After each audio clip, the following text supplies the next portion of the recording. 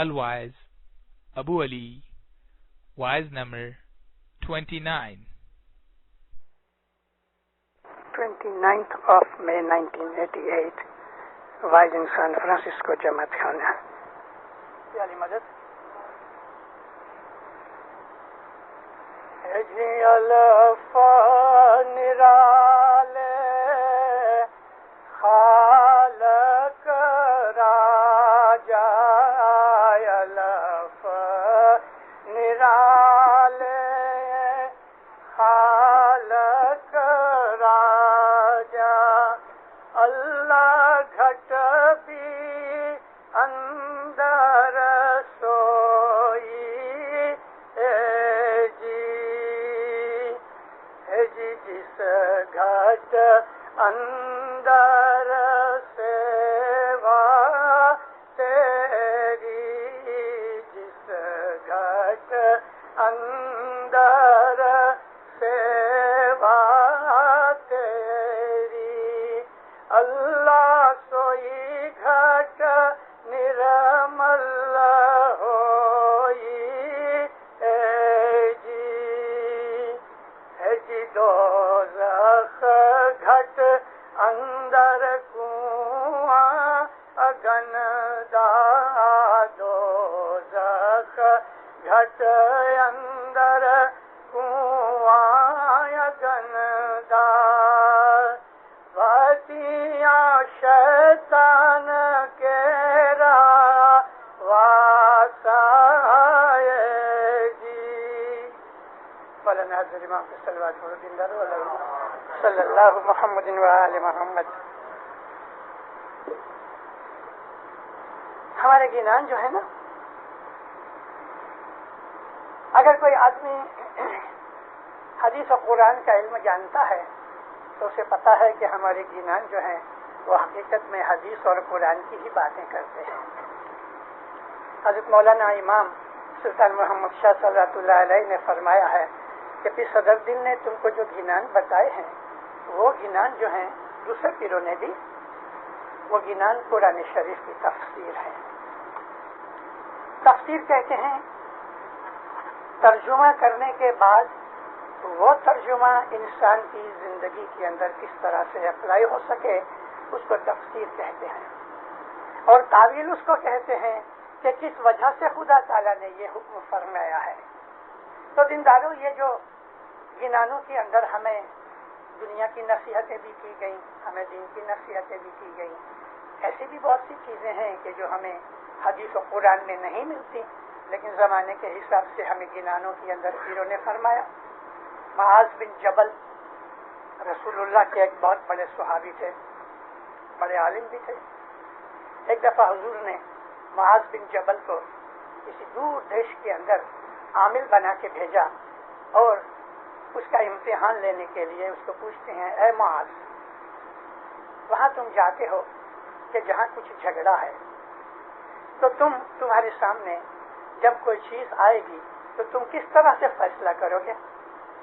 کہتے یا نبی میں قرآن شریف کے حساب سے اس کا فیصلہ کروں گا. حضور نے فرمایا اگر قرآن میں تمہیں وہ چیز نہ ملی تو عرض کی کہ یا نبی میں آپ کے اسوہ حسنہ میں سے آپ کے جو حکم ہیں میں ان میں سے یعنی حدیث میں سے میں اس کا فیصلہ کروں گا. نبی ہنس کے کہتے ہیں کہ مانو کہ وہ کوئی ایسی چیز ہوگی کہ تمہیں قرآن میں سے بھی نہ ملی، میری حدیث میں سے بھی نہ ملی، تو کہتا یا نبی پھر میں اپنی عقل سے بات کروں گا. حضور فرمایا شاباش، کیونکہ انسانی عقل جو ہے وہ خدا کی بخشش ہے، انسان کی کوئی ارن کی ہوئی کمائی ہوئی چیز نہیں ہے. انسان جس طرح سونا چاندی کھود کھود کے زمین کو ڈھونڈتا ہے، عقل کہیں ملتی نہیں، عقل تو دی جاتی ہے. اس لیے عقل کو نبی باطنی کہا گیا.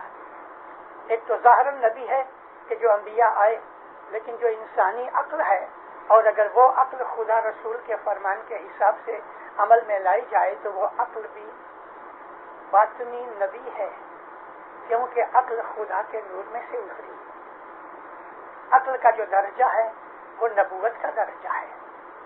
اور ہم جب پڑھتے ہیں علم کو کہ جو عام مسلمانوں کے پاس نہیں ہے، تو ہمیں اس علم میں سے یہ ملتا ہے کہ خدا نے رسول اکرم جیسا کہ فرماتے ہیں سب سے پہلے اپنے نور میں سے میرے نور کو جدا کیا. یعنی خدا تو نور ہے نا، اس نے اپنے نور میں سے نبی کے محمد کے نور کو جدا کیا. اور عقل خود خدا تعالیٰ نے رسالت کے اندر رکھ دی. یعنی نبی جو ہے اس کو ظاہری علم کی کوئی ضرورت نہیں. رسول اللہ جو تھے انہوں نے کوئی بھی لکھنا پڑھنا سیکھا نہیں تھا. وہ تو خدا نے جان بوجھ کے ایک پلان بنایا تھا کہ محمد کو امی رکھا، کیونکہ وہ زمانہ ایسا تھا بڑے بڑے اچھے قابل شاعر عربستان کے اندر پیدا ہوئے تھے، اور ایسے جید شاعر تھے کہ وہ بالکل فی البدی ہر چیز بنا ڈالتے تھے. ان قسم کے شاعروں کے اندر کہ جن کی فصاحت و بلاغت کا کوئی حساب نہیں تھا، رسول اللہ کو امی بنایا، لکھنا پڑھنا نہیں جانتے تھے. مگر جب آپ نے قرآن پڑھنا شروع کیا یا آپ آواز کرتے تھے تو فصاحت و بلاغت کے دریا بہہ جاتے تھے. بڑے بڑے شاعر جو تھے دانتوں میں انگلیاں چبا لیتے تھے، اس لیے کہ یہ آدمی کہ جو پڑھا لکھا نہیں ہے اس کے منہ سے ایسی فصیح زبان نکلتی ہے. حضرت رسول اکرم کی ہم زندگی کا اگر ہم مطالعہ کرتے ہیں دینداروں تو ہمیں حیرانی ہوتی ہے کہ حقیقت میں کسی انسان کی یہ طاقت نہیں، اور خاص طور پہ ایسا انسان کہ جس نے کوئی پڑھا نہیں لکھا نہیں، اس کو کتاب پکڑنی بھی نہیں آتی تھی کہ کس طرح رائٹ سے ہوتی ہے کہ لیفٹ سے ہوتی ہے. حضرت مولا مرتضی نے نبی کریم کو اپنے دستخط کرنے سکھائے تھے. رسول خدا لکھا کرتے تھے محمد بن عبداللہ رسول اللہ، بس اتنا ہی علی نے ان کو سکھایا تھا ظاہری طور پہ. مگر علم لدنی جو نبی کے پاس تھا اس کی تو کوئی انتہا نہ تھی. اللہ اور رسول کے درمیان کوئی پردہ نہیں ہے. جسمانی حالت کو چھوڑ دو مگر نور جو ہے وہ ایک ہی چیز ہے. اس لیے علم جو ہے وہ رسالت میں سے نکلا، عقل رسالت میں سے نکلی، اور اس رسول نے یعنی جس کو ہم نور نبوت کہتے ہیں، اللہ کے حکم سے، اس کی قوت سے، اس کے اشارے سے، اس کی سکھائی ہوئی باتوں سے رسول اللہ نے انسانوں کو سکھانا شروع کیا. میں کل کی واز میں ایک دفعہ ذکر کر گیا کہ رسول اکرم نے 13 سال اپنی نبوت کے مکہ میں گزارے اور 10 سال اپنی نبوت کے آپ نے مدینہ میں گزارے. لیکن پہلے 13 برس کی آپ کی رسالت کے درمیان مکہ کے اندر بہت ہی تھوڑے مسلمان ہوئے، بہت ہی تھوڑے. اور وہ کون تھے؟ غریب تھے، غلام تھے. جیسے کہ حضرت بلال جو تھے نا وہ ایک یہودی کے غلام تھے. ایک دفعہ سلیمان فارسی کی سنگت میں آنے سے حضرت بلال جو تھے وہ مسلمان ہو گئے. سلیمان فارسی اولین مسلمانوں میں سے ہیں. سلیمان فارسی اس وقت بہت بزرگ تھے. ان کی ساری حیات جو ہے وہ 253 برس کی ہے. 253 ایئرس کی عمر تھی سلیمان کی. اور اتنا درجہ تھا ان کا کہ رسول اکرم نے اس کو اہل بیت میں لے لیا. حالانکہ وہ فارسی تھے، ایرانی تھے. تو جب ایران میں پیدا ہوئے تو ان کا مذہب فارسی تھا، آگ کی پوجا کرتے تھے. ان کو علم کا، حقیقت کا بڑا شوق تھا. وہ ڈھونڈنا چاہتے تھے کہ حق کدھر ہے. ان کو اپنے اس مذہب کے اندر یعنی آگ کی پوجا یا سورج کی پوجا کرنے کے اندر حقیقت نہ ملی تو وہ پھر چلے گئے. کرسچن بھی بنے، یہودیوں میں بھی رہے، اس زمانے کے مجوسیوں میں بھی رہے، اور بھی جو صائبین وغیرہ تھے ان کے ساتھ بھی ملے، صوفیوں میں بھی گئے. مگر کہیں بھی ان کو دل کی راحت نہ ملی، اطمینان قلب نہ ملا. جو ڈھونڈنا چاہتے تھے وہ چیز نہ ملی. اور اس درمیان میں انہوں نے سنا کہ عربستان کے اندر ایک نبی ظاہر ہوا ہے. تو وہ آیا. جب اس نے ملاقات کی تو محض آنکھیں دیکھ کر ہی، چہرہ مبارک دیکھ کر ہی وہ مسلمان ہو گیا. اور ایسا مسلمان بنا کہ وہ اہل بیت میں آ گیا. سلیمان کا درجہ بہت بڑا ہے. سلیمان اس زمانے کے اندر مکھی تھے. آپ کو پریشانی یہ ہوگی کہ وہ زمانے میں مکھی بنا کہاں تھا. میں تو ایکویلنٹ کہہ رہا ہوں. اس زمانے کے اندر کوئی مکھی کا نام نہیں تھا. یہ نام تو ہندوستانی ہے. مکھی کہتے ہیں کہ جو مکھیا ہوئے, لیڈر ہوئے. جیسا کہ بہت سے گاؤں کے اندر پٹیل بھی ہوتے ہیں, مکھیا بھی ہوتے ہیں. لیکن اس زمانے کے اندر جو تھوڑے لوگ تھے جن کو حقیقت کا پتہ تھا, جو چھپ چھپ کے رسول اللہ سے ملا کرتے تھے, جو عام عبادت کے علاوہ یعنی نماز و روزہ قرآن پڑھنے کے علاوہ وہ عبادت کیا کرتے تھے, رات کو اٹھ کے خدا کے ذکر کے اندر کھڑے رہ کے خدا کو یاد کیا کرتے تھے, خدا سے محبت رکھا کرتے تھے, ہم جس کو بیت الخیال کہتے ہیں. تو یہ تھوڑے سے جو آدمی تھے اور حقیقت پرست تھے, محنت کرتے تھے, تو ان میں یہ مکھی تھے, ان کے لیڈر تھے. کامڑیا کے طور پہ یعنی ان کے سیکنڈ درجے کے اوپر ابو ذر غفاری آتے تھے. اس طرح 40 بزرگوں کا نام ہمیں معلوم پڑتا ہے کہ یہ 40 آدمی وہ لوگ تھے کہ جو بہت پرہیزگار تھے, بڑے عابد تھے, بڑے اعلیٰ درجے کے لوگ تھے.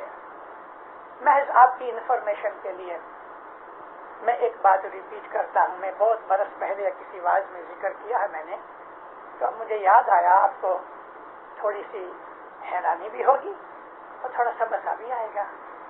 ابو ذر غفاری جو تھے بہت سیریس آدمی تھے, بڑے سنسیئر بھی تھے, نہایت ہی وفادار تھے, اور اگر وعدہ کر لیتے تھے تو جان دے دی جاوے مگر وعدہ نہ ٹوٹے. ابو ذر غفاری جب اپنے گاؤں سے آئے ادھر رسول اکرم کے پاس مسلمان ہونے کے لیے, تو نبی کریم نے اپنا ہاتھ اس کے ہاتھ میں دیا یعنی بیعت کی, اور فرمایا اے ابو ذر, میں تیری بیعت اس وعدے کے اوپر قبول کرتا ہوں کہ چاہے کچھ بھی ہو جائے حق پہ رہنا اور حق کہنا. اس نے سر جھکایا, رسول اکرم کا ہاتھ چوما. یہ جو دست بوسی ہے نا ہماری طریقے کے اندر, یہ رسول اللہ کے زمانے سے چلی آتی ہے. جیسا کہ ابھی میں نے آپ کو کہا کہ بیعت کرتے وقت اس نے نبی کریم کا ہاتھ چوما, اور اس زمانے کی یہ ایک رسم تھی کہ جب بھی حضور کے ساتھ بیعت کی جاتی تھی یا کوئی اور دنیاوی پرومس کیا جاتا تھا تو بعد میں ہاتھ چوما جاتا تھا. اس رسم کو رکھ کے اور یاد کر کے ہمارے جو امام ہوئے ہیں بسا اوقات انہوں نے اپنی ان چیزوں کو قبول کیا, یا کبھی کبھی انہوں نے جماعت کی یہ باتیں قبول نہیں بھی کی, کیونکہ امام ہے وہ کسی لا کا باندھا ہوا نہیں ہے, وہ تو لا میکر ہے. تو مولانا سلطان محمد شاہ, آغا شاہ علی شاہ, آغا حسن علی شاہ اور ان کے پہلے بہت سے دوسرے اماموں نے دست بوسی کرائی. مرید جاتے تھے تو مولا کا دست چومتے تھے. کہ دست بوسی کی رسم بہت رہی. مولانا سلطان محمد شاہ سنیچروار کے دن امامت کی گادی پہ آئے. جب آپ نے امامت کی ڈکلیریشن کی اور پہلی دفعہ جماعت میں آئے تو اس دن سنیچروار کا دن تھا. فارسی زبان کے اندر سنیچروار کو کہتے ہیں شنبہ, تو اتوار کو یک شنبہ کہتے ہیں, سوموار کو دو شنبہ کہتے ہیں. اس طرح سے جمعہ آخری دن ہے اور ہفتے کا پہلا دن شنبہ ہوتا ہے. تو مولانا سلطان محمد شاہ ایوری سیٹرڈے جب تک کہ وہ جماعت میں ہوتے تھے یعنی شہر میں, تو جماعت میں آ کے دست چوماتے تھے جس کو ہم دست بوسی کہتے ہیں. مولانا حضرت امام نے صرف ایک جگہ دست بوسی کا لفظ نکال کے دست بوسی قبول کی ہے, اور وہ ایک مجلس کا ذکر تھا. مجلس تھی جہاں حضرت امام نے, باقی ساری امامت میں حضرت امام نے کہیں اور دست بوسی قبول نہیں کی. میں نے ایک دفعہ مولا کو عرض کی تھی دو باتوں کی. میں نے کہا خدا نے مجھے کچھ کہنا ہے, اگر تو اجازت دے رہے تو بول. میں نے کہا مولا سلطان محمد شاہ کے زمانے کے اندر لوگ پاٹھ رکھ کے اپنی مہمانی رکھتے تھے, کرسی رکھتے تھے, سامنے آ کے بیٹھ جاتے تھے, اور سلطان محمد شاہ جب آتے تھے تو کرسی پہ بیٹھ کے ساری فیملی میں بیٹھتے تھے, چاہے 1 منٹ بیٹھے 10 منٹ بیٹھے, مگر بیٹھ کے جیسے کہ فیملی میں گھر میں آئے ہوئے تو ہماری اس طرح مہمانیاں ہوتی تھیں. اور یا مولا تو ہے کہ جماعت خانے میں آتا ہے 2 آدمی آتے ہیں 3 آدمی آتے ہیں تو تم بس رحمت کرتے ہو. میں ذرا خاموش ہو گیا, سب ہنسنے لگے. سب کہتے ہیں تیرے کو پتہ ہے میرے دادا کے وقت ساری دنیا کے اندر سب سے بڑی طاقت جو تھی, انٹرنیشنل پاور جو تھی, وہ برٹش تھی. برٹش کا راج تقریباً آدھی دنیا کے اوپر تھا اور باقی کے بہت سے جو ملک تھے ان پہ بھی برٹش کا بہت بڑا انفلوئنس تھا. تو کہیں بھی جماعت کو کوئی تکلیف ہوتی تھی تو میرے جو گرینڈ فادر تھے وہ صرف ٹیلی فون اٹھا کے فورن آفس کے ساتھ بات کرتے تھے کہ فلانی جگہ میری جماعت کو یہ تکلیف ہے, اور یہ فورن آفس ادھر کے گورنر کو فون کرے یا تار کرے اور وہ ہماری مشکلیں حل ہو جاتی تھی. اس لیے میرے دادا کے پاس وقت بہت تھا. میرے کو ابھی کیا ہے پتہ ہے تیرے کو کہ بہت سے ملک فری ہو گئے, ہر ملک آزاد ہو گیا, برٹش کا انفلوئنس نکل گیا, اور بھی کوئی ایسی سلطنت نہیں رہی کہ جس کا انفلوئنس ہر جگہ پہنچ سکے. اس کے لیے مجھے چھوٹے سے کام کے لیے بھی مجھے پرسنلی اٹینڈ کرنا پڑتا ہے, میرا بہت وقت جاتا ہے, اور اس کے لیے میں اتنا وقت نہیں دے سکتا. میرے دادا آتے تھے 2 مہینے بمبئی میں رہ کے تھوڑی تھوڑی مہمانیاں روز قبول کرتے تھے. یہ بات سچ ہے کہ 40 مہمانیوں کی لمٹ رکھی تھی سلطان محمد شاہ نے, روز 40 مہمانیاں لے رہے تھے. تو مولا کہتے ہیں میرے پاس وقت کدھر ہے, میں قبول کر لیتا ہوں. میں بولا یہ تو ٹھیک ہے, تیری رحمت ہے, تو قبول کر لیتا, لیکن خداوند ایسا کبھی نہیں ہوئے گا کہ تو اس طرح دادے کی طرح آ کے بیٹھے ایک فیملی کی مہمانی لے. سب بہت ہنسے لیکن مجھے جواب نہیں دیا. دوسری بات میں نے کی, وہ دست چمانے کی بات تھی, تو وہ بھی ہنس کے مجھے دیکھتے رہے, ہنستے رہے, نہ کہا نہ کہا. لیکن اس کے بعد ایک مجلس کے اندر, ایک مجلس کی مہمانی میں, ایک منڈلی میں صاحب نے دست بوسی قبول کی. یہ دست چمانا کوئی مذہبی رسم نہیں ہے, یہ ایک محض ہماری عزت و توقیر کا اظہار ہے, expression of over love and respect for مولانا حضرت. تو رسول اکرم کا دست چوما ابو ذر غفاری نے, اور آمنا صدقنا کہا, یعنی میں اس کو قبول کرتا ہوں. اور حقیقت میں ابو ذر نے ساری زندگی اپنے وچن کو نبھایا. ابو ذر غفاری آہستہ آہستہ آہستہ عبادت میں آگے بڑھتے رہے. ایک دن مولا علی کے پاس گئے. اب اس کو تھوڑی تھوڑی مولا علی کی شناخت ہونے لگی تھی کہ علی کون ہے, لیکن ابھی تک معلوم نہیں تھا کہ علی کون ہے. تو ایک دن علی کے پاس گئے. مولا علی نے اس کو کہا کہ اے ابو ذر, میرے پاس اتنا وقت نہیں کہ میں تجھے کچھ کہوں, تو جا سلیمان کے پاس جا. بھلے صاحب. تو حضرت ابو ذر غفاری سلیمان فارسی کے پاس گئے. دروازہ کھٹکھٹایا تو اندر سے آواز دی, ابو ذر اندر آ جاؤ. تو یہ بڑا حیران ہوا کہ ابو ذر اندر آ جاؤ, یعنی کیا وہ میرا انتظار کرتے تھے؟ مگر ان کو روحانی طور پر پتہ لگ گیا تھا کہ ابو ذر میرے پاس آ رہا ہے. دروازہ کھلا ہے. ابو ذر اندر آ گئے, سلام کر کے بیٹھے. سلیمان ہنس کے کہتے ہیں علی نے تجھے میرے پاس بھیجا ہے نا. ابو ذر کو بڑی حیرانی ہوئی کہ یہ سب باتوں کا اس کو کس طرح علم ہوا, لیکن یہ ایک قسم کی ٹھیس تھی اس کے دل کے اوپر کہ روحانی علم جو ہے وہ اور چیز ہے, وہ چیزیں کہ جو لوگ نہیں جانتے روحانی علم میں سے ملتا ہے. بچھایا, عبادت و علم کی باتیں شروع ہوئی. بیٹھے بیٹھے بیٹھے بیٹھے بیٹھے ابو ذر کو تو عادت نہیں تھی. 2-3 دن گزر گئے. 2-3 دن تک نہ کسی نے کھایا نہ کوئی سویا. جب اس کو احساس ہوا, باہر نکل کے دیکھا, لوگوں سے پوچھا, تب اس کو پتہ لگا کہ آج تو 3را دن ہے. بڑا حیران ہوا اور کہنے لگا کہ سلیمان اب تو بڑی بھوک لگی ہے. کہتے اچھا. حضرت سلیمان اٹھے, بازو کے روم میں جا کے تھوڑے سے بینز لے کے آئے, سوکھے ہوئے بینز تھے. ایک چھوٹا سا پتیلا لیا جس کو ہم سفریا کہتے ہیں, کوکنگ پاٹ, اس میں پانی ڈالا. ابو ذر سے کہا کہ باہر سے جا کے 3 پتھر لے کے آؤ. وہ 3 پتھر لے آئے. ان 3 پتھروں کو اس طرح رکھا کہ سامنے سے کھلا رہا, اس کے اوپر وہ پتیلا رکھا. تو ابو ذر پوچھتے ہیں کہ ابھی لکڑیاں کہاں سے لائیں؟ تو سلیمان کہتے ہیں اس کا بھی انتظام ہو جائے گا. یوں کہہ کے اپنا پاؤں وہ پتیلے کے نیچے رکھا. سلیمان فارسی نے اپنا پاؤں پتیلے کے نیچے رکھا تو 5 انگلیوں میں سے 5 فلیمز نکلنے شروع ہوئے. گیس کے چولہے میں سے کس طرح فلیمز نکلتے ہیں. اب جو وہ فلیمز پاؤں میں سے نکلنے شروع ہوئے، ابو ذر کے لیے یہ ٹو مچ تھا. وہ اتنے پریشان ہوئے، اتنے حیران ہوئے کہ اٹھ کے بھاگ کے گئے علی کے پاس. بھاگتے گئے پسینے سے شرابور. انسان کے پاؤں کی انگلیوں میں سے فلیمز نکلے. عقل گوارا نہیں کرتی، لیکن ابو ذر نے آنکھ سے دیکھا تھا. علی کے پاس بھاگتے بھاگتے ہانپتے پہنچے. کہتے یا علی منع کہتے تھے تیرا سانس درست ہو جائے، مگر اس کو صبر کے دیتے. یا علی، سلیمان فارسی کے پاؤں میں سے آگ نکلتی.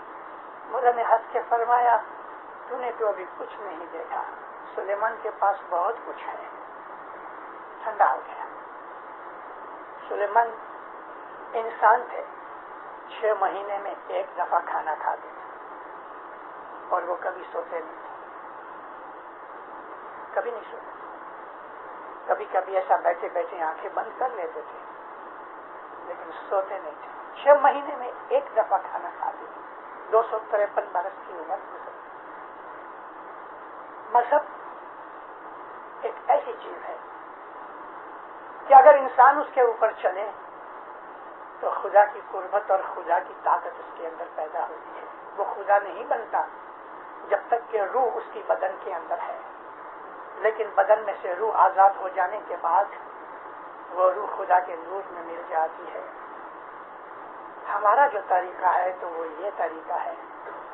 ہمارے جنانوں کے اندر سلیمان کے لیے یہ الفاظ ہیں کہ سلیمان اور ابو ذر غفاری مکھی قمریہ تھے. عمار بن یاسر بھی مکھی قمریوں میں سے تھے. ہمارے اندر ان زمانے کے مکھی قمریوں کے نام ہیں. میں نے آپ کو کہہ دیا کہ اس زمانے کے اندر مکھی نام نہیں ہوتا تھا، کیونکہ عربی لفظ نہیں ہے یہ، مگر اس زمانے میں ان کا جو کچھ بھی نام تھا یا پوزیشن تھی. نبی کریم کبھی کبھی ان کو عامل کہا کرتے تھے. عربی زبان کے اندر ایک لفظ معزون ہے کہ جو آج بھی سینٹرل ایشیا کے اندر وہ جگہ کے جو چین اور روس کے بارڈر کے اوپر ہے، وہاں لاکھوں اسماعیلی بستے ہیں، اور ان اسماعیلیوں کے اندر جو اپنی جماعت ہے، مکھی کو معزون اول کہتے ہیں، کامڑیا کو معزون ثانی کہتے ہیں.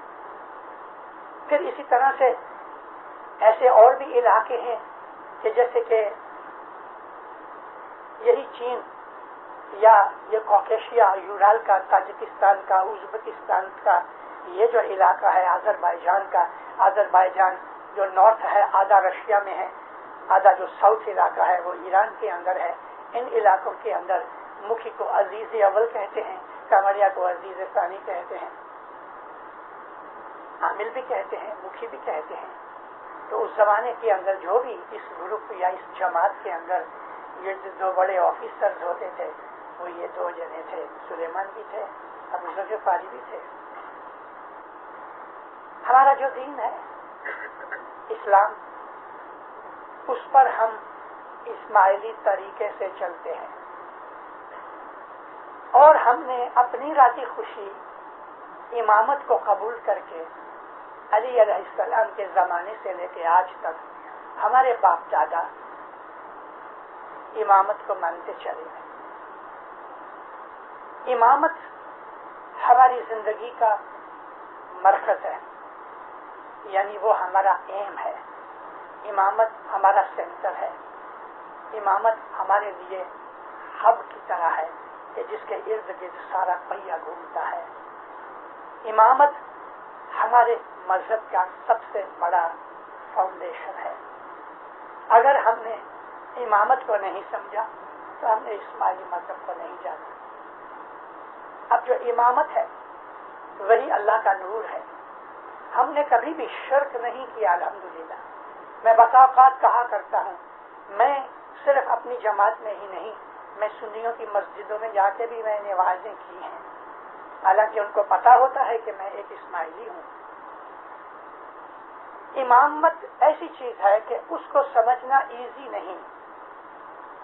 وہ خیال اور وہ یقین یا وہ انفارمیشن یا علم کہ جو عام ہمارے سنی بھائیوں کے اندر ہے، تو اس میں امامت کیا ہے؟ ایک بہت بڑا عالم ہے، جبہ پہنتا ہے، بڑی پگڑی پہنتا ہے، داڑھی رکھی ہے، مونچھیں مونڈا ڈالتے ہیں، داڑھی بڑی ہے، مونچھیں نہیں ہیں یا چھوٹی چھوٹی ہیں. ذرا بزرگ ہو گئے اور دیکھا کہ بال سفید ہونے لگتے ہیں تو وہ مہندی لگا لیتے ہیں، سر پہ بھی داڑھی پہ. اب یہ شکل بنانے کی ضرورت کیا پڑی کہ رسول اکرم ایسا ہی کرتے تھے، مہندی لگایا کرتے تھے داڑھی کو، اپنے بالوں کو. اور وہ آدمی اس نے قرآن یا حدیث کا علم سیکھا ہوا ہے اور وہ فتویٰ دینے کے لائق ہے، بس اس کو انہوں نے عالم کہہ دیا، اور تھوڑا اور آگے گیا تو علامہ بنا دیا، تھوڑا اور اوپر گیا تو مجتہد کہہ دیا، اور سب سے بڑا درجہ دے دیا تو اس کو امام کہہ دیا. اس لیے وہ بخاری کو بھی امام کہتے ہیں، حاکم کو بھی امام کہتے ہیں، غزالی کو بھی امام کہتے ہیں، شافعی کو بھی امام کہتے ہیں. ان کے اندر جو امامت ہے نا، تو وہ کسی بھی عالم شخص کو دی جاتی ہے، جھوڑے کی طرح بانٹ دیتے ہیں. ہمارا جو طریقہ ہے اس کے اندر ہم بڑے سے بڑے عالم کو بھی امام نہیں کہہ سکتے. امام ایک ہی ہوتا ہے، اور امام وہ ہے کہ جو علی نبی کی جانشینی میں سے، علی کی اور نبی کی آل اور اطرت میں سے اترتا ہے. ہم اسی کو امام مانتے ہیں. جیسے کہ دوسرے بھی ہمارے شیعہ بھائی ہیں، وہ امامت کو جس طرح مانتے ہیں ہم اس طرح مانتے ہیں، تھوڑا اور بھی زیادہ مانتے ہیں. لیکن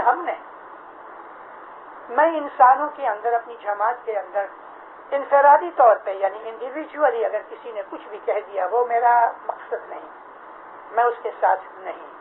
میں تو یہ کہتا ہوں کہ ایز اے جماعت ہم نے کبھی شرک نہیں کیا، ہم نے کبھی دو خدا نہیں مانے، ہم نے کبھی بھی خدا کے ساتھ کسی اور کو کھڑا نہیں کیا. خدا وحدہ لا شریک لہ ہے، اور شرک ہے وہ میرے مذہب کے اندر بھی کفر ہے. شرک بہت بڑا کفر ہے، کیونکہ اگر شرک کیا جائے تو دو خدا ہوتے ہیں، تین ہوتے ہیں، چار ہوتے ہیں، 10 ہوتے ہیں، ایک سے زیادہ ہو گیا. ہم نے کبھی ایسا نہیں کہا، لیکن ہم یہ ضرور مانتے ہیں کہ خدا تعالیٰ جو ہے وہ نور ہے، اور اپنی ہدایت کے لیے ضرور ایسا ذریعہ ڈھونڈتا ہے کہ لوگوں اور خدا کے نور کے درمیان ایک سلسلہ پیدا کیا جائے. یہ سلسلہ یا اس کو نبوت کہہ دو یا اس کو امامت کہہ دو. جس طرح خدا کی رحمت پرسونیفائی ہوئی اور رسول اکرم محمد صلی اللہ علیہ وآلہ وسلم رحمت للعالمین کہے سوری بڑھاپے کی نشانیاں ہیں. اسی طرح سے امامت جو ہے وہ نبوت ہی کے سلسلے کے ساتھ ہے. لیکن ہمارے اسماعیلی طریقے اور دوسرے شیعوں کے اندر ایک فرق ہے. آج میں وہ فرق بتانا چاہتا ہوں. ہم اسماعیلی یہ مانتے ہیں کہ خدا کا جو نور ہے اللہ، اس نے نبوت کے نور کو اپنے سے جدا کیا. تو میں نے آج صبح کی واعظ میں خدا تعالیٰ کے ناموں کی صفات بیان کی، اور میں نے یہ بیان کیا کہ خدا کے جو صفاتی نام ہیں، خدا کی جو صفتیں ہیں، ان میں جلالت بھی ہے، جمالت بھی ہے. یعنی جمالی نام بھی ہیں، جلالی نام بھی ہیں. جلالی نام ہیں وہ گرم ہیں، قوت والے، طاقت والے ہیں، اور جو جمالی نام ہیں وہ رحیم ہیں، نرم ہیں، کائن ہیں، مہربان ہیں. اب جو جلالت ہے، خدا کے نور کی جو جلالت ہے وہ امامت ہے، اور خدا کے نور کی جو جمالت ہے وہ نبوت ہے. انہی دو چیزوں کے اوپر ہم نے ہمیشہ شاہ اور پیر کو مانا. شاہ جو ہے وہ امام ہے، اور وہ خدا کا نور کا جو اثر جلالت کا ہے وہ امامت کا ہے. خدا کے نور کا جو اثر اور صفت نرم اور مہربان ہے، ماں کی طرح، وہ آتے ہیں، تالیقے آتے ہیں. تو دیندارو آپ کو تو معلوم ہے، اس میں لکھا ہوتا ہے کہ میں تم کو روحانی باپ اور ماں کے طور پہ میں دعا آشیش دیتا ہوں. ہمارا امام دونوں پوزیشنوں کا آج حامل ہے، کیونکہ صاحبی اور پیری دونوں جو تھے، دونوں نور، دونوں قوتیں، دونوں عہدے، دونوں طاقتیں، اتھارٹیز اس کے پاس ہیں. تو اس کے لیے وہ ہمارے لیے ہماری روحانی ماں بھی ہے، ہمارا روحانی باپ بھی ہے. یہ خدا تعالیٰ کی قرآن کے اندر بتائی ہوئی جلالت اور جمالت کے دو پرتو ہیں. یہ جواز، یہ حقیقت دوسرے شیعوں کو پتہ نہیں ہے، حالانکہ قرآن میں ہے، مگر وہ اس چیز تک آئے ہی نہیں. ہم کو یہ بتایا گیا ہے پیروں کی طرف سے. اس حساب سے رسول اللہ جو آخری نبی ہیں، ان سے پہلے جتنے نبی ہوئے تو ان تمام نبیوں کے ساتھ امامت کا نور بھی تھا. ایسا نہیں سمجھنا کہ پہلے یہ چیز نہیں تھی تو خدا نے محمد اور علی کے وقت ہی یہ چیز ظاہر کی. وہ تو ہر زمانے سے، خدا کا دین تو ہر زمانے سے چلا آتا ہے. اور رسول اکرم فرماتے ہیں کہ ہر نبی کے اندر میرا ہی نور تھا. تو اگر ہر نبی کے اندر خدا تعالیٰ کی وہ صفت کے جس کو ہم جمالی صفت کہتے ہیں نبوت کے اندر تھی، تو پھر خدا کی جلالی صفت کہاں گئی؟ تو جلالی صفت بھی ہونی چاہیے. تو ہم کو ہمارے پیروں نے کہا کہ سچ بات ہے، ہر زمانے کے اندر فرنٹ کے اندر نبی رہتے تھے اور ان کے پیچھے بیک گراؤنڈ کے اندر امام ساتھ رہتے تھے. امامت کا نور بھی ساتھ ہی ساتھ چلتا تھا. حالانکہ اس وقت ہم امام کا نام نہیں دیتے تھے. امام کا نام تو عربی زبان کا ہے اور مولا علی کے زمانے سے شروع ہوا، لیکن نور امامت مولا علی کے پہلے بھی تھی اور حضرت آدم کے زمانے میں بھی تھی. اب میں حضرت آدم کی جو بات کر گیا تو آپ کو ساتھ لے چلوں. چلو حضرت آدم کو دیکھ لیں. آدم علیہ السلام آدم تھے، نبوت مل چکی تھی. اللہ نے فرشتوں کو کہا کہ میں زمین میں اپنا ایک وائس رائے بنانا چاہتا ہوں. تو فرشتوں نے عرض کی کہ یا خدایا، کیا ہمارے میں کچھ خامی ہے؟ ہم نے تیرا کوئی حکم نہیں مانا؟ کیا ہم اس لائق نہیں کہ ہم تیری خدمت کریں؟ ہمارے میں کوئی تو نے خامی دیکھی؟ کیا زمین کے اندر تو بنانا چاہتا ہے تو کیا وہ زمین میں پھر خون بہائے گا اور فساد کرے گا؟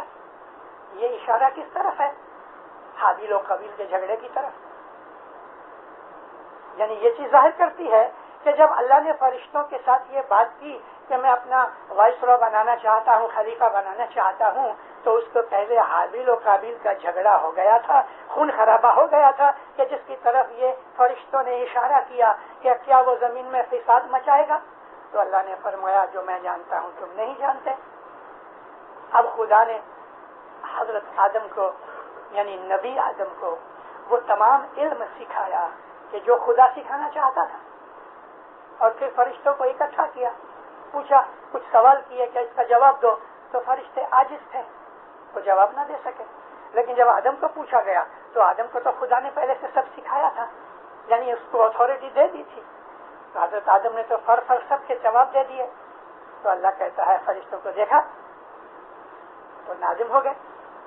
فرمایا اچھا اب تم سب اس کو سجدہ کرو. سب نے سجدہ کیا. یہ سجدہ امامت کو تھا، امامت کے نور کو سجدہ تھا. نبوت تو پہلے تھی ہی. یہ چیز جو ہم اسماعیلی مانتے جانتے ہیں غیروں کے حلق سے نہیں اتر سکے گی، مشکل ہے یہ. لیکن ہمارے طریقے کے اندر ہے اور اسلام کے کسی بھی طریقے کے اندر یہ علم نہیں ہے. ہم نے تو چھوٹی عمر سے ان باتوں کو سننا شروع کیا، لیکن کبھی ہم نے سیریسلی غور سے اس چیز کے اوپر خیال نہیں کیا کہ حقیقت کیا ہے. یہ حقیقت میں آج آپ کو بیان کر رہا ہوں کہ امامت کا نور اور نبوت کا نور دونوں ساتھ ساتھ چلے ہیں. رسول اکرم اپنی وفات سے تھوڑا دیر پہلے فرماتے ہیں کہ میں دنیا کے اندر جیسے جا رہا ہوں، دو چیزیں. عربی زبان کا جو لفظ ثقل ہے اس کا مطلب وزن دار ہے. بہت ایسی چیز کہ جس کو ہم جلدی سے ہضم نہیں کر سکتے اس کو بھی کہتے ہیں غذا ثقیل، یعنی وہ غذا کہ جو بڑی وزن دار بھاری ہے، جلدی سے ہضم نہیں ہو سکی. مگر یہاں ثقل کا نام رکھ کے رسول اکرم نے جو کہا تو اس میں کتنی بڑی خوبی رکھی کہ میں دو بھاری چیزیں، ثقلین کی حدیث کا ذکر کرتا ہوں، میں دو وزندار چیزیں، بھاری چیزیں، ثقیل چیزیں چھوڑے جاتا ہوں. مستقل کا مطلب یہ بھی ہے کہ وہ چیزیں ہیں کہ جن کو تم اچھی طرح سمجھ نہیں سکو گے، یہ وہ چیزیں ہیں کہ جو بہت امپورٹنٹ ہیں، یہ وہ چیزیں ہیں کہ جو تم اٹھانے کے لائق نہیں ہو، یہ وہ چیزیں ہیں کہ جن چیزوں کے اوپر ساری زمین و آسمان کی ہستی کا دار و مدار ہے۔ یہ دو چیزیں، ایک تو امامت ہے اور دوسرا کتاب اللہ۔ حدیث میں امامت کا نام نہیں ہے، لیکن حضرت رسول اکرم کی حدیثوں میں یا تو اطرتی کا نام آتا ہے یا اہل بیتی، میری اہل بیت یا میری اطرت۔ اور حضور نے اس چیز کا خلاصہ بھی کیا ہے کہ اہل بیت سے میرا مطلب یہی ہے، علی ہے، فاطمہ ہے، حسن حسین ہے۔ یہ بھی سنیوں کی حدیثوں میں سے ہمیں ملتا ہے۔ ایک دن نبی کریم بیٹھے تھے، ذرا تھوڑی تھوڑی بوندا باندی، بہت تھوڑی تھوڑی بوندا باندی ہوتی تھی، ٹھنڈی ٹھنڈی ہوا چل رہی تھی، تو رسول اکرم کالی کملی اوڑھے بیٹھے تھے۔ اس زمانے کے اندر چھوٹے چھوٹے مٹی کے مکان تھے، دروازے بھی ایسے ہی تھے، دروازہ کھلا تھا، ٹھنڈی ہوا آ رہی تھی، تو تھوڑی بچے جیسے ہنستے ہیں دوڑتے دوڑتے اس طرح کی آوازیں آنی شروع ہوئی، تو یکا یک دیکھا تو حسن حسین ایک دوسرے کا ہاتھ پکڑے ہوئے بھاگتے بھاگتے ہنستے ہنستے کلکلیاں کرتے کرتے چلے آ رہے ہیں۔ رسول اکرم نے اپنے ان پیارے نواسوں کو دیکھا تو وہ جو کمبلی اوڑھی ہوئی تھی اس طرح کر کے کھول دی۔ جیسے ہی کھول دی تو دونوں بیٹے آ کے آپ کے زانوؤں کے اوپر گود میں بیٹھ گئے اور آپ نے کمبلی میں ان کو لپیٹ لیا، دونوں کو کس کیا۔ ان کے پیار کی جو باتیں ہیں وہ تو حدیثوں میں بے شمار ہیں۔ تھوڑی دیر ہوئی تو ماتا فاطمہ ان کے پیچھے چلی آتی ہیں، رسول اکرم نے اس کو نزدیک بٹھا کے اور سامنے بٹھایا اور اپنی کملی میں اس کو بھی لے لیا۔ یہ جو کمرہ تھا یہ بی بی عائشہ کا کمرہ تھا، اور اس دن بی بی عائشہ کی باری تھی کہ جب رسول اکرم یہاں آئے۔ تھوڑی دیر ہوئی تو حضرت مولا مرتضی مشکل کشا چلے آئے، تو آپ نے کملی پھر کھولی، بی بی فاطمہ ذرا ہٹ گئی تو حضرت رسول اکرم بھی آ گئے، ان کو بھی کملی میں لے لیا، آواز لگائی، اے عائشہ عائشہ عائشہ۔ عائشہ جب ہی آئی، دیکھیے میرے اہل بیت ہیں۔ حضرت عائشہ کہتی ہیں میں اس میں آؤں؟ فرمایا نہیں۔ اب اس قسم کی 2-3 حدیثیں ہیں۔ اب یہ عائشہ کے گھر کی حدیث ہے، بالکل اسی طرح سے حضرت ام سلمہ تھی نا، ان کے گھر کی بھی ایسی ہی ایک حدیث ہے، اور ام سلمہ بیان کرتی ہیں کہ یا نبی میں اس کمبلی کے اندر بلینکٹ میں آ جاؤں، تو آپ نے منع کیا۔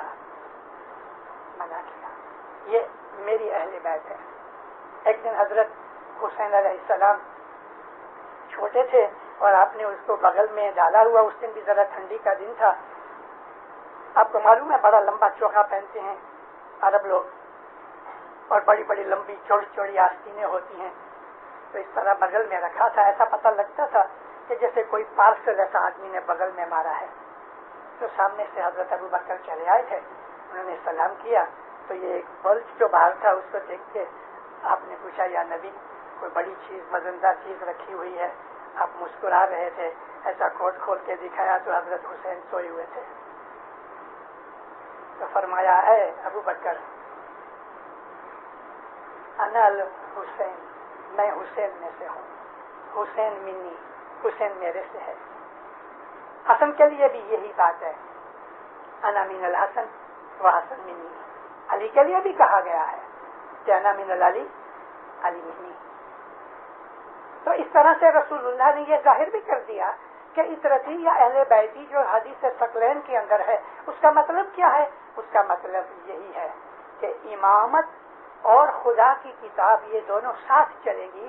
فرمایا حوض کوثر تک یہ میرے سے ایک دوسرے سے جدا نہ ہوگی، اور حوض کوثر میں آ کے مجھ سے ملیں گی، یعنی قرآن، کتاب اللہ اور امامت۔ نبوت ابھی ختم ہو گئی، اب اس کتاب کے اوپر تنزیل کا جو سلسلہ تھا وہ ختم ہو گیا، اب جو تعدیل کا سلسلہ ہے وہ امامت کا حق ہے کہ قرآن شریف کا کون سا حکم زمانے کے حساب سے اپلائی کیا جائے، یہ حق صرف امام کا ہے اور کسی کا نہیں۔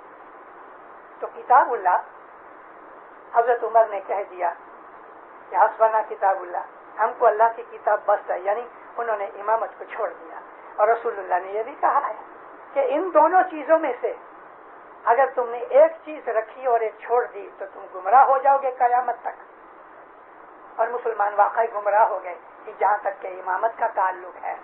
رسول اکرم نے یہ بھی فرمایا تھا کہ یہ دونوں چیزیں اس طرح سے بٹی ہوئی ہیں کہ جیسے رسی کے اندر دو بڑی رسیاں ہوتی ہیں اور وہ انٹرٹوائنڈ ہوتی ہیں، اور یہ وہ رسی ہے کہ جو حبل اللہ متین کے طور پہ اللہ تعالیٰ نے قرآن شریف میں فرمائی ہیں۔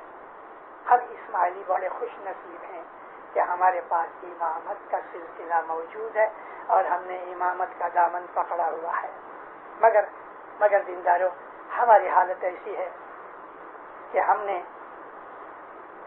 امامت کی بیعت کی، رسول اکرم کا یہ فرمان مان کے ہم نے امامت کو قبول کیا، اللہ کا فرمان مان کے اطیع اللہ اور اطیع الرسول اور اولی الامر کا ہم نے حضر امام کی بیعت کی، اور ہم نے اللہ رسول کا حکم مانا، حضر امام کی بیعت کی۔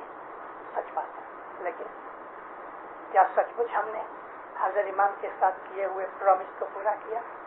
بیعت کا مطلب یہ پرومس ہوتا ہے کہ یا مولا تو میرا امام ہے، میں تیرا مرید ہوں، میں تیرا حکم مانوں گا، تو جو کہے گا میں وہ کروں گا اور تجھ کو راضی رکھنے کے لیے سب کچھ کروں گا۔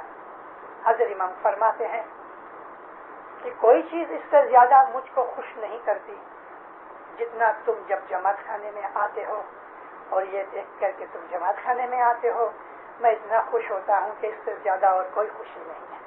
مولا فرماتے ہیں اس سے زیادہ کوئی چیز مجھے دکھ نہیں دیتی جب میں یہ دیکھتا ہوں کہ تم جماعت خانے میں نہیں آتے۔ دیندارو، اب میں آپ کے اوپر چھوڑتا ہوں، آپ کا دل کیا کہتا ہے؟ حضرت امام کو امام مان کے آپ یہ چاہتے ہیں حضرت امام کو دکھ دو؟ اور اگر حضرت امام کو کہ جس کی بیعت کر کے آپ اس کو دکھ دے رہے ہو تو پھر آپ کا ایمان کیسا ہے؟ آپ کا ایمان کہاں گیا؟ آپ تو امام کو دکھ دے رہے ہو، بجائے اس کے کہ اس کا فرمان مانو آپ اس کو دکھ دے رہے ہو، اور وہ بھی ڈالر کی خاطر، چند ڈالر کی خاطر۔ میں ایسا نہیں کہتا کہ رزق پیدا نہ کرو، رزق پیدا کرنا، بیوی بچوں کو مینٹین کرنا ہماری عبادت میں شامل ہے۔ رسول اکرم فرماتے ہیں کہ ایک لقمہ توڑ کے جو اپنے بیوی بچوں کے منہ میں ڈالتا ہے وہ مسلمان خدا کا عابد ہے، کیونکہ بیوی بچوں کو مینٹین کرنا، ان کا منہ میں لقمہ دینا خدا کی عبادت ہے۔ یہاں لقمہ دینے سے مطلب ایسا نہیں ہے گھر جا کے بیوی کے منہ میں لقمہ دو کے آج ابو علی مشنری نے واعظ میں کہا تھا۔ یہاں لقمہ دینے سے مطلب ہے آپ ان کو مینٹین کرو، ان کے کپڑے کے لیے، بچوں کے کپڑوں کے لیے، ان کے کھانے کے لیے، ان کے رہنے کے لیے، ان کی تعلیم کے لیے، ان کی ہیلتھ کے لیے۔ یہ تمام چیزیں مرد نے اپنے اوپر اٹھائی ہیں، اور عورت کا فرض ہے کہ وہ اپنے مرد کی ساتھی بن کے اس کی مددگار بنے، لیکن ہیڈ آف دی فیملی ہے وہ اسلامی نظریے سے مرد ہوتا ہے۔ میں یہاں کی ویسٹرن کنٹریز کی حالت کو اچھی طرح جانتا ہوں۔ ویسٹرن کنٹریز کی طرف منہ کر کے آپ ان کی تقلید اور ان کے پیچھے بھاگنے کی کوشش مت کرو، اپنے مذہب کو دیکھو اور اپنے مذہب کی کلچر کے اوپر عمل کرو۔ ہمارا مذہب یہ ہمیں سکھاتا ہے کہ ہم ملٹیپل فیملیز کے ساتھ رہتے ہیں، یعنی جوائنٹ یونائٹڈ فیملیز، جس کے لیے حضرت امام نے اپنے فرمانوں میں ہمیں بہت دفعہ فرمان کیا ہوا ہے۔ ہم کو اپنے مذہب میں سے سب چیز سیکھنی چاہیے۔ کوئی بھی کوشچن آپ کے منہ میں، آپ کے دماغ میں آ جاوے، آپ کے سامنے آ جاوے، تو اس کا جواب اپنے مذہب میں ڈھونڈو۔ غیر کیا کرتے ہیں اس کے ساتھ ہمیں کوئی تعلق نہیں۔ ہمارا مولا کیا کہتا ہے، امام کیا فرمان کرتا ہے، ہمیں اس کے اوپر عمل کرنا ہے۔ اور امام کے ساتھ آپ نے بیعت کی ہے، ہم سب نے کی ہے۔ حضرت امام تخت نشین ہوئے تو پہلے جو چند آدمی تھے جنہوں نے امام کی بیعت کی ہے، الحمدللہ ان کے اندر یہ غلام بھی موجود ہے۔ امام کی بیعت کا مطلب ہی یہ ہے کہ میں نے اپنا آپ سب کچھ تجھے سپرد کر دیا، اور یہی وہ مقصد تھا جو رسول اکرم بیعت لیتے وقت وعدہ کیا کرتے تھے۔ ابو ذر غفاری کو کہہ دیا کہ میں تیری بیعت قبول کرتا ہوں کہ ہمیشہ حق پہ رہنا، اور حضرت ابو ذر غفاری کے اوپر حضرت عثمان اور معاویہ نے جو ظلم کیے ہیں، آنکھوں میں سے آنسو اتر آنے، اتنے ظلم پڑھتے پڑھتے اگر ہوتے ہیں، یعنی ان کے اوپر کیے ہوئے ظلموں کو پڑھ کے آنکھیں بھر آتی ہیں، تو حضرت ابو ذر کی خود کی حالت کیسی ہوگی؟ لیکن اس بہادر شیر نے، اس وفادار رسول اکرم کے مرید نے، اس سچے مومن اور مسلمان نے، اس خدا کے عاشق نے اف نہیں کی اور ہمیشہ حق بولتے رہے۔ معاویہ نے ان کو اتنا مارا اتنا مارا اتنا مارا کہ آپ کئی گھنٹوں تک بے ہوش رہے اور آخر وہ عثمان کی بھی مار کھائی اور اس کو ایسے اونٹ کے کجاوے کے بغیر، یعنی اس کی سیٹ کے بغیر، سیڈل کے بغیر، اس کو وہاں سے سلمیہ سے بھیجا مدینے تک کہ آپ کی یہ رانے ہیں، یعنی آپ کے جو تھائز ہیں، وہ اندر سے اس طرح چھل گئے کہ گوشت گر گر کے زمین کے اوپر ان ہڈیوں کو ننگا کر دیا، اندر کی ہڈیاں دکھتی تھیں، مگر انہوں نے اپنی اس وعدے پرومس کو نہیں چھوڑا کہ جو رسول اکرم کے ساتھ کیا ہوا تھا، اور آخر ایک مٹی کے جھونپڑے کے اندر حضرت عثمان نے اس کو مدینے کے باہر دور رکھ دیا، بھوکے پیاسے کھانے کے بغیر وہ یوں ہی تڑپتے تڑپتے مر گئے۔ لیکن حضرت ابو ذر غفاری نے اپنے اس نبھایا پرومس کو۔ ہم نے بھی حضرت امام کے ساتھ پرومس کیا ہے۔ امام کا مطلب کیا ہے؟ اگر آپ نے امام کا حکم نہیں مانا تو آپ مرید کیسے اور وہ آپ کا امام کیسے؟ امام تو یہ ہوتا ہے کہ جس کے سامنے ہم سر تسلیم خم کر دیں، اور حضرت امام کہ جس کو ہم اگر خوش نہیں کر سکتے چلو نہ صحیح، دکھ تو نہ دو، اور وہ دکھ مولا کہتا ہے اس سے زیادہ مجھے کہیں نہیں ملتا کہ جب میں دیکھتا ہوں میرے روحانی بچے جماعت خانے نہیں آتے۔ اب بتاؤ، جو آپ نے اپنے امام کو ہی دکھ دینا شروع کر دیا تو اس آدمی کا درجہ کیا؟ کنہوں نے رسول اور علی کو دکھ دیے تھے؟ کنہوں نے دیے؟ کیا ہم بھی ان لوگوں کے گروپ میں شامل ہونا چاہتے ہیں کہ ہم اپنے حضرت امام کو دکھ دیں، اور وہ اس لیے دیں کہ ہمیں دنیا کی محبت ہے؟ رزق کی میں بات کر رہا تھا، آپ کی اگر شام کے وقت جاب ہے خوشی سے جاؤ، خدا آپ کو برکت دے دے، لیکن مولا کو کہو مولا میں جاب کی وجہ سے جماعت خانے نہیں جا سکتا، تو قادر مطلق ہے، ایسا نہ ہو کہ میری جاب تو ایسی بدل دے، یا مولا ایسا کام دے کہ میں روز تیرے دروازے پہ آ کے تجھے سلام کروں، شکر گزاری کا سجدہ کروں اور میں تیرے ساتھ ملاقات کروں، یا مولا ایسا نہیں ہو سکتا، کبھی آپ ایسی دعا مانگو، میں آپ کو کہتا ہوں کہ چند مہینوں کے اندر ہی مولا آپ کا وہ بندوبست کر دے گا کہ آپ جماعت خانے بھی آ سکو، اپنی روزی بھی کماؤ۔ اور پھر بھی وہ لوگ کہ جو شام کے وقت جماعت خانے نہیں آ سکتے، تو دینداروں کیا صبح کے وقت منع کیا گیا ہے کہ آپ صبح بھی جماعت خانے نہ آؤ؟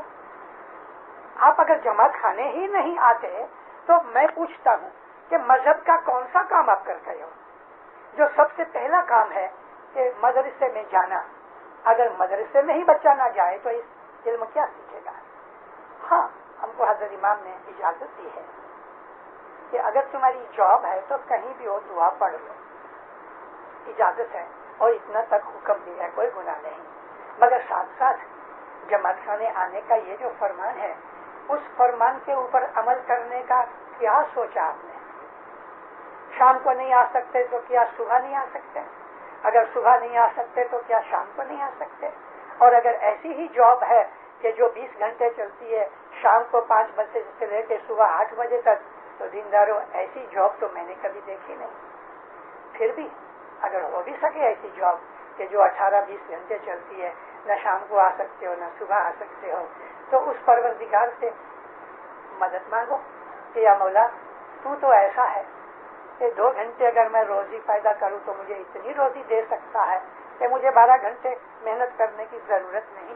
آپ نے کبھی خدا کو کہا کہ اے خدایا میرا یہ کام برابر نہیں، میں تیرے سے دور ہٹ رہا ہوں، مجھے ایسا کام دے کہ میں دنیا بھی سنبھالوں، میں تیری محبت میں بھی سرشار رہوں؟ ایسے کبھی دعا مانگی؟ اور اگر ایسی دعا مانگی ہے تو میں آپ کو اگر نہیں پوری ہوئی تو مجھے اس میں شک ہے۔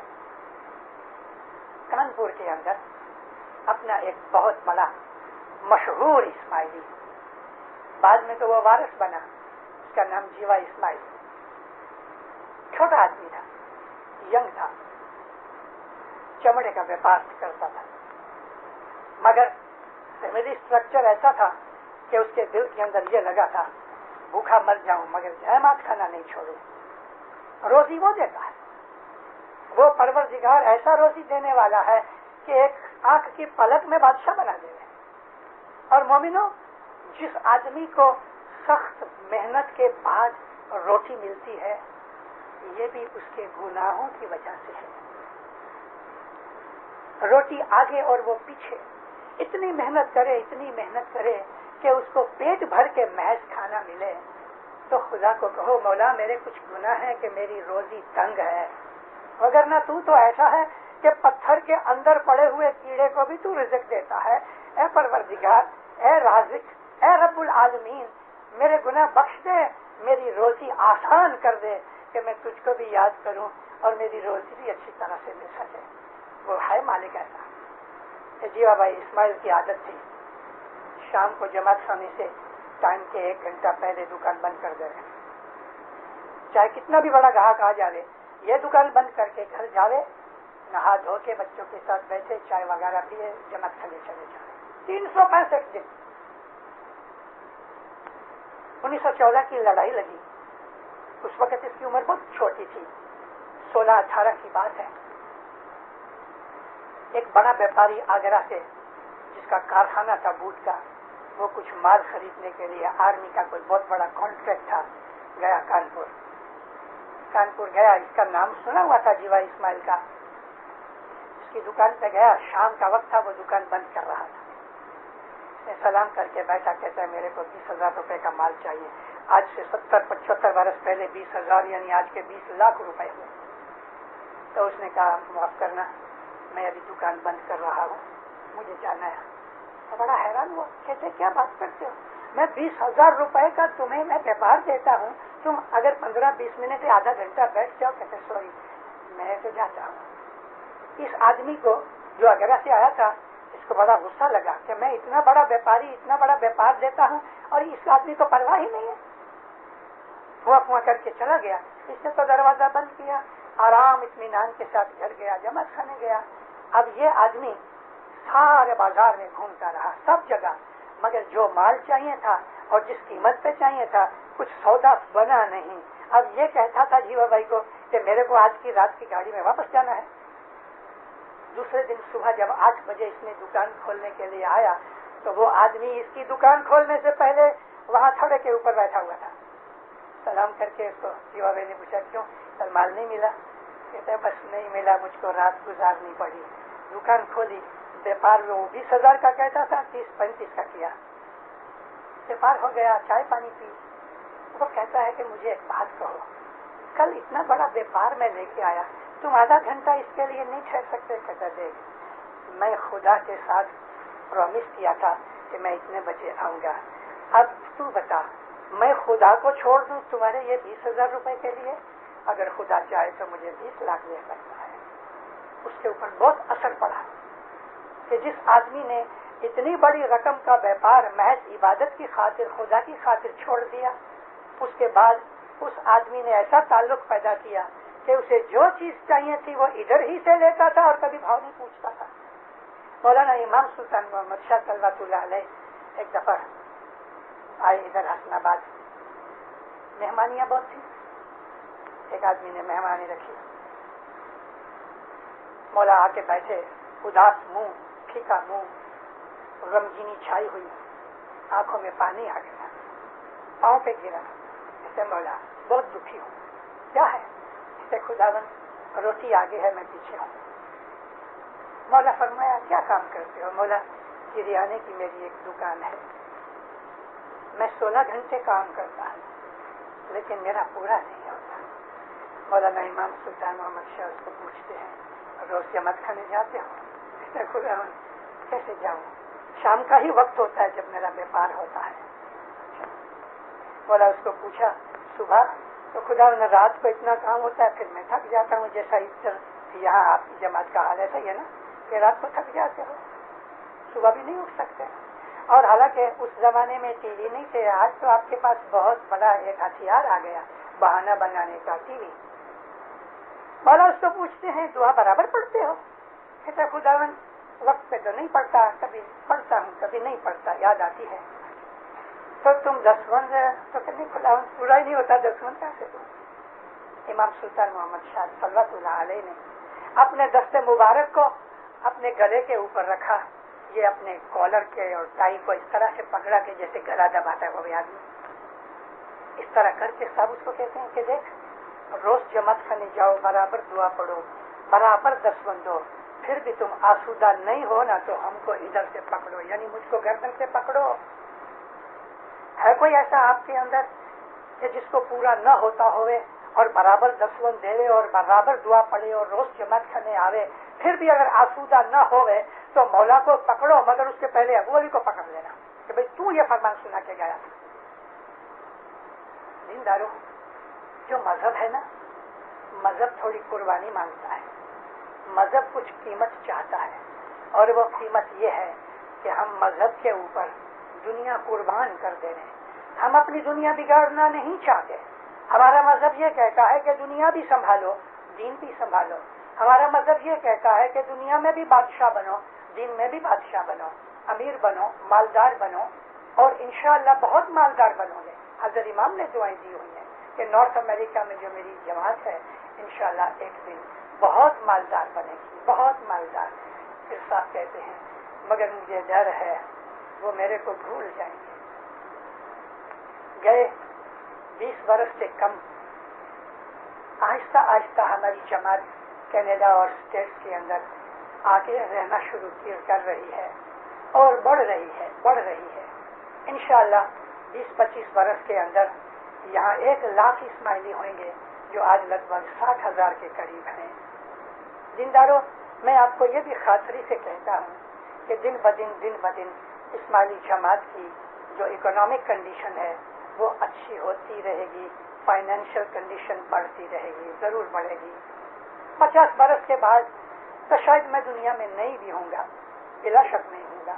50 برس کے بعد بہت سے آپ میں سے بھی نہ ہوں گے، لیکن 50 برس کے بعد جو یہ بچے، وہ جوان کے جو ہوں گے، ان کو پتا ہوگا کہ ہم لوگ کس ٹاپ کے اوپر پہنچے ہیں۔ وہ ویژن، وہ خیال کہ جو آج سے 20-25 کے 50 برس کے بعد ہماری جماعت کا اگر حال ہوگا، آپ نے کبھی فرصت نہیں پائی کہ اس کی کلپنا کرو، تخیل کرو، امیجن کرو۔ مولانا حضرت امام نے تو ہم کو 20 جنریشن کے لیے فرمان کیا ہے کہ 20 جنریشن تمہارے بچوں کی 20 جنریشن گزر جائیں گی، تب تک تم خیال کر سکتے ہو تو خیال کرو کہ ہماری جماعت کہاں پہنچے گی۔ ہماری جماعت بہت اوپر آئے گی، بہت، مگر ساتھ ساتھ ہماری جماعت کے اندر بے ایمانی بڑھتی جائے گی۔ میں نے کل بھی کہا تھا، آج واپس کہتا ہوں، اور 5 سال سے میں اب جماعتوں کے اندر کہتا آیا ہوں کہ دن بدن ہماری جو وسطی ہے نا، جس کو مردم شماری پاپولیشن کہتے ہیں، وہ بڑھے گی نہیں، گھٹے گی۔ ساری دنیا کی بات کرتا ہوں۔ کیوں گھٹ جائے گی؟ اس لیے کہ جماعت کے آدمی دنیا میں زیادہ پھنس جائیں گے، موج شوق میں پھنس جائیں گے، مالداری میں پھنس جائیں گے، یا اور کسی طریقے سے دنیا کی طرف ہٹ جائیں گے۔ جو آدمی جماعت خانے نہیں آتا ریگولرلی، آہستہ آہستہ اس کے دل میں شک پیدا ہوگی، وہ ایمان گھٹتا جائے گا، دسویں بند ہو جائے گی، عبادت بند ہو جائے گی، دعا پڑھنا بند ہو جائے گا، اور کچھ ہی برسوں کے بعد وہ آدمی نام کا اسماعیلی ضرور رہے گا لیکن بعد میں ہٹ جائے گا۔ اور جب کوئی غیر آدمی اس کے ساتھ مذہب کی بات کرے گا، اس کے پاس کوئی جواب دینے کی طاقت نہیں ہوگی، تو اس کے دل کا تھوڑا بھی ایمان ہوگا وہ بھی نکل جائے گا۔ اور یہ سٹارٹنگ ہوتی ہے جماعت کے لیڈروں کے ساتھ دشمنی۔ فلاں لیڈر نے میرا اپمان کیا، اس لیے جماعت خانہ بند ہو گیا۔ ایک بہت بڑے بامبے اور کراچی کی اسماعیلی ایماندار، چست اور مشہور فیملی کا آدمی، آج وہ ظاہر پبلک میں پیپر میں یہ دے دیتا ہے کہ میں نے اسماعیلی مذہب ریناؤنس کیا۔ کینیڈا میں یہ بات بنی، اور آپ جانتے ہیں کہ وہ کون شخص ہے۔ میں اس ناپاک کا نام بھی لینا نہیں چاہتا جماعت خانے کے اندر، مگر کیوں ہوا یہ؟ کیوں ہوا؟ 2 وجہ تھی۔ ایک وجہ یہ تھی کہ جماعت خانے کی اس کی حاضری نہیں تھی۔ دوسری وجہ یہ تھی کہ جس جگہ وہ تھا وہاں کے لیڈر کے ساتھ اس کا ان بناؤ ہوا۔ یہ ان بناؤ ہوتے ہوتے جب نیکسٹ اپوائنٹمنٹ آئی، اس کو نکال دیا گیا، تو اس کے دل میں کروز اور غصہ پیدا ہو گیا۔